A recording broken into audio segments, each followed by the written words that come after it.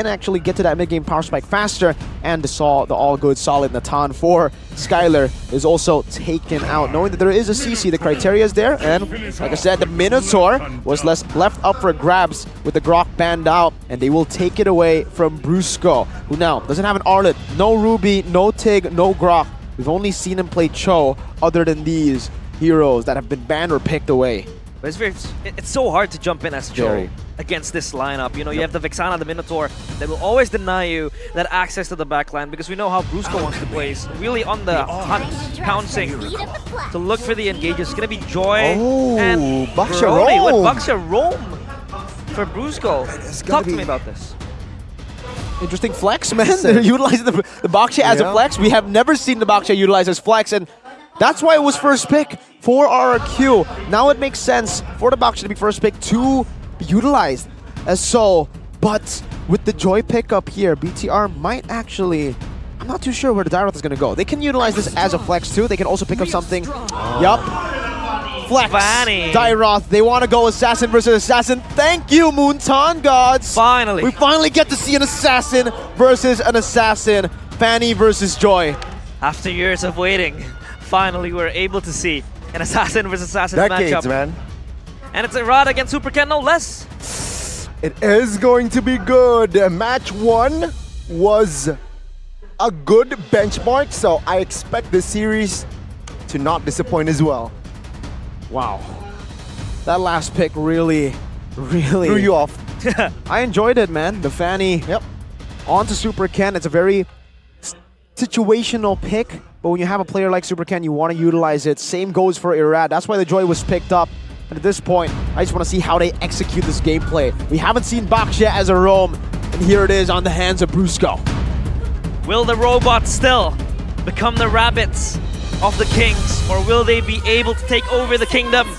Welcome to the Land of Dawn, the second match of today, RRQ against Bigetron.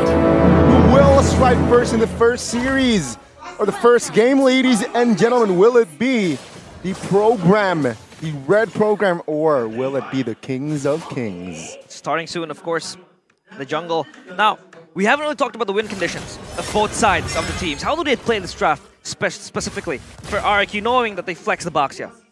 Well, for BTR, let's take a look at RRQ first. Yeah, you're right. For RRQ, they have a massive advantage when it comes to early game maneuverability. With Octa on the Novaria, Astral Recall grants him a bit more maneuverability. Key flickers early. It seems like the damage will come through. Wow. Rad finding first blood. So early maneuvers.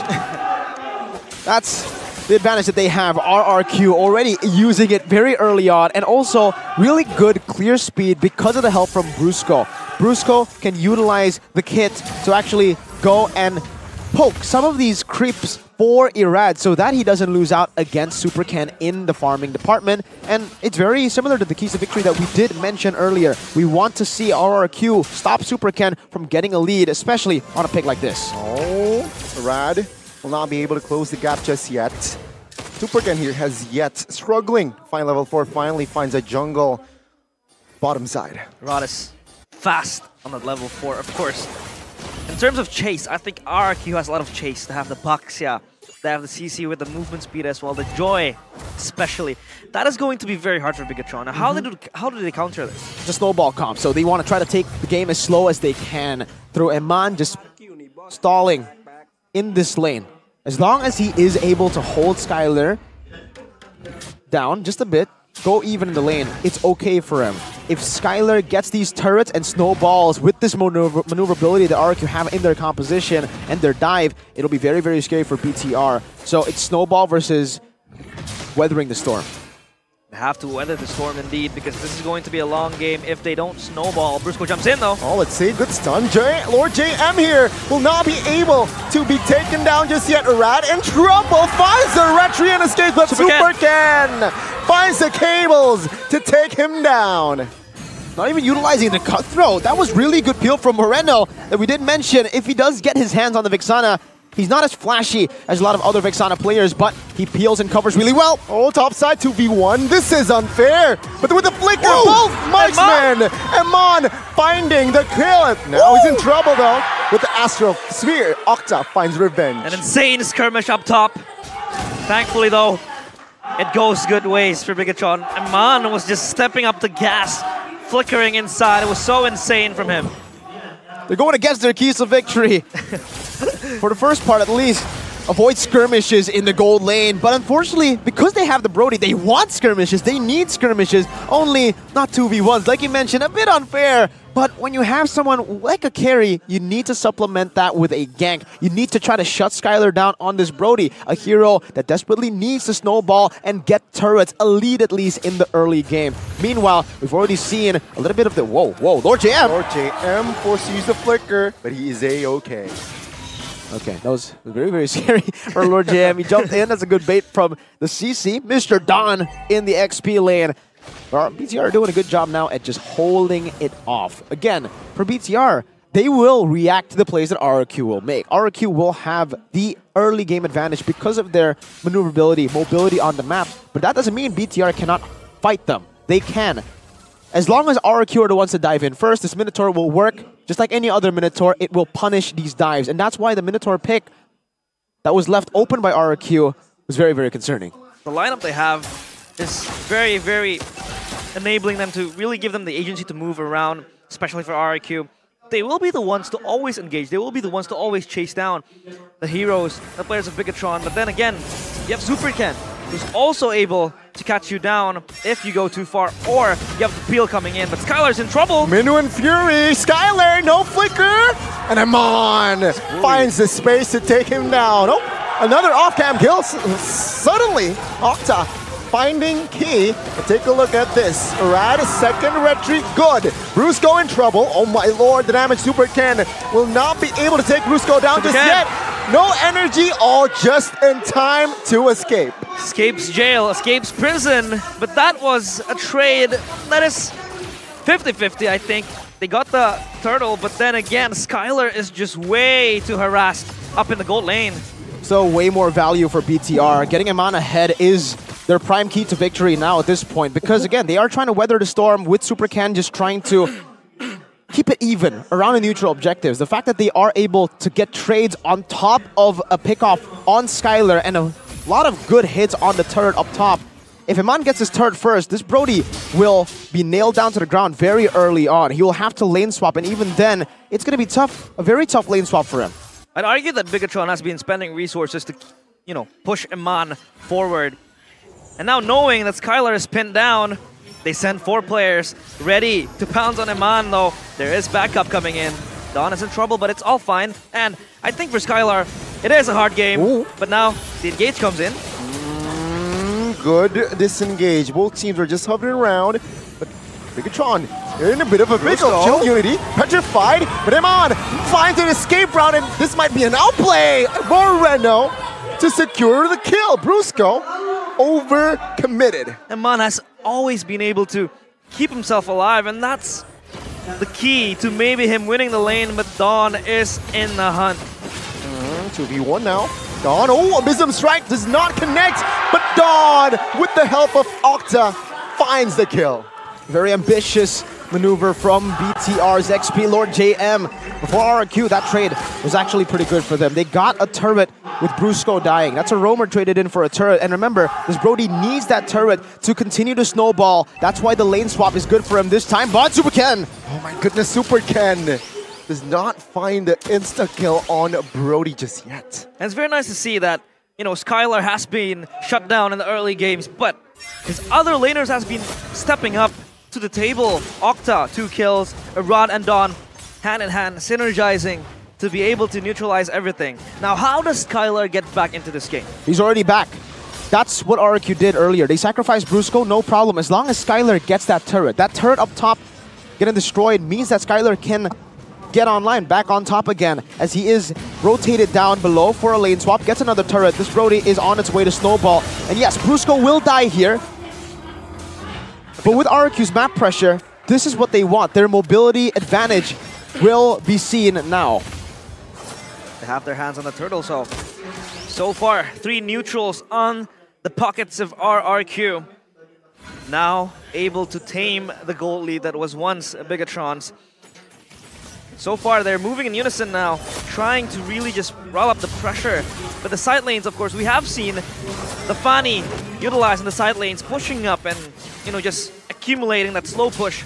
But I think RRQ will be ready on the response. Yeah, they're holding off to the waves really, really well. And Skylar has actually built up the Malefic Roar in the 8th minute of the game. Despite dying twice early on, he is still doing very, very well because of the 2 turrets that he was able to take. His first item, notably as well, was the Sea Halberd, not the Blade Heptases that we are used to seeing from Brody's early. He wants to get that anti-regen down on BTR as much as he can, because right now, Brusco, he's playing more of a scout role. He's not going to be in these team fights for long early on because he's still quite squishy, petrified. Oh, a lot of stuns connected on towards Super Ken.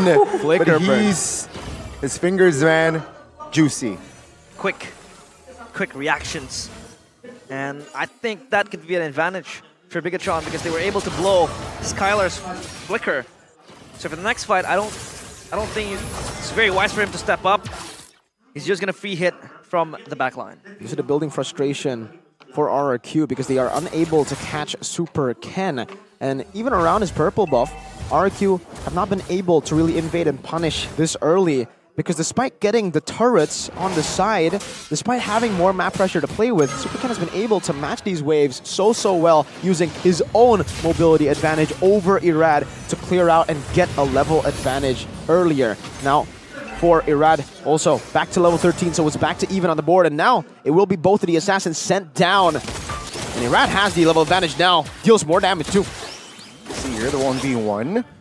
Sublime mechanics from both Irad and Super Ken. Take a look at the top side though. Both teams are setting up, hovering, looking for perhaps potential problems, potential information. And for now, the Fanny wins in the bottom side of the map. Oh, a crash on towards Lord GM. Seems like they want to commit. Oh, this might be a mistake. Eternal Guard with the help of Minion Fury will find Brusco. And another member here in trouble, and that is Dawn. He is taken now. Take a look at the game. Oh, what? Super Ken out of nowhere finds the cutthroat on towards Irad. That's 3 members of RRQ down and out. Finally, an assassin versus assassin battle up in the top lane. And Super Ken has been very much of a pest in the side lane. He's able to push up. Skylar's in trouble. Oh, Super Ken will finish the job, but on the other side of the map, he's actually torn apart. Memory will find the trade. Still, now Bigetron heavily favoring in that Lord vicinity, and they will claim it. Absolutely well played by BTR. They know that RRQ have that dive threat, have what it takes to use that maneuverability.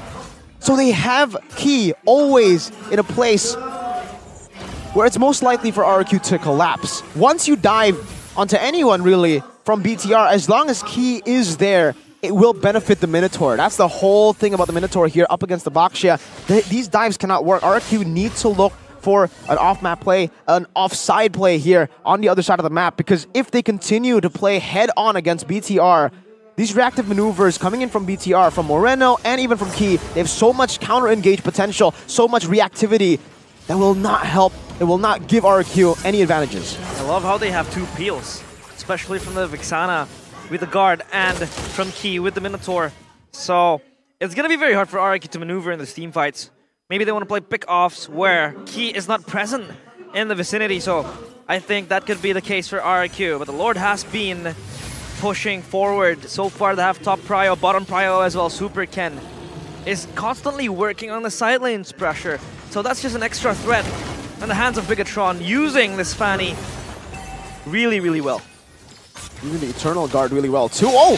Control petrify, but whoa! Super Ken made it out! They might go for more. Minotaur Fury does not connect onto his rat, but the damage will. That's a killing spree for Rahman.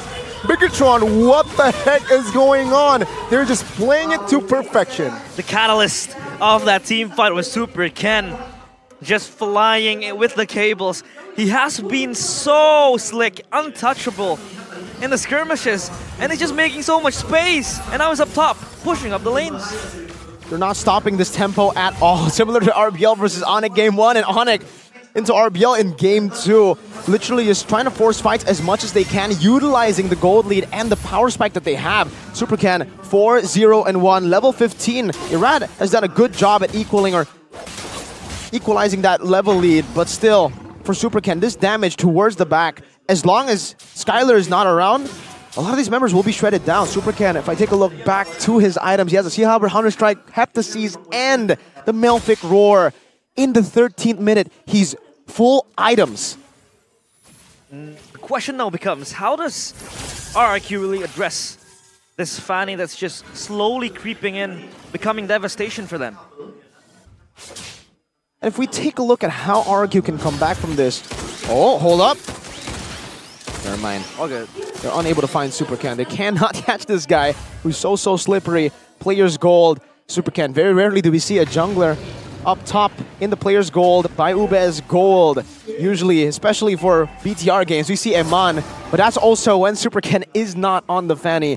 And now he is definitely utilizing that Fanny pick to get an advantage. You're right. Again, trying to juke out this electrifying beats. Has the energy though. Oh, the damage! What was that?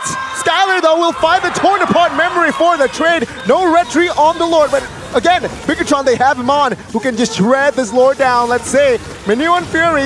Okay, Moreno finds a Lord. Let's see, damage will come through on towards Brusco. No skills here. Buissance will not help him much. And Bigetron claims another body. It's a 2-for-1 plus the Lord. Super Ken rejects the idea of him just being an experimental rabbit. He is the executioner now. He's just styling on everybody. RRQ can't really address him at this time. It's only desperate plays from RRQ. They try to look for these 1v1s, give an advantage with a 2v1 with Brody. Oh, this might be a Dawn. Will not lose his immortality, but they will lose 2 base certs. Rat jumping in, looking for a kill on towards Key. The damage will not be enough to take him down just yet, though. He was close to his death, but he had the immortality ready. And now, take a look at the map. It's just all in favor of Bigetron, and I haven't really seen RRQ being able to siege that mid side. It's always under the defense of Bigetron, and now they're just marching into the doorsteps of RRQ with the Lord. I think this could be the death sentence for RRQ. All eyes on Supercan as well, who will look to assassinate a member if possible. But yeah, Bigetron, they will look for basically in the backside. Supercan, cheeky attempts. But on the other side is actually a route taken out now. Eman finds another. The base wide open, and Bigetron, they will look and focus, saying they will not be Lab Rabbits anymore, claiming the first game. Super Ken masterclass performance, but that was all in all a solid one from Bigetron. Everyone on Bigetron changed their name from all supers back to their normal forms. Key Moreno, but Ken stays super, and that truly is why he stays super. A super performance from Super Ken on the Fanny leads to BTR leading the series. What a performance, my goodness gracious. BTR in the draft, that flexibility that we were talking about. That's why RRQ had to ban out the Ruby and the Arla. They know how flexible BTR could be, and they tried to outflex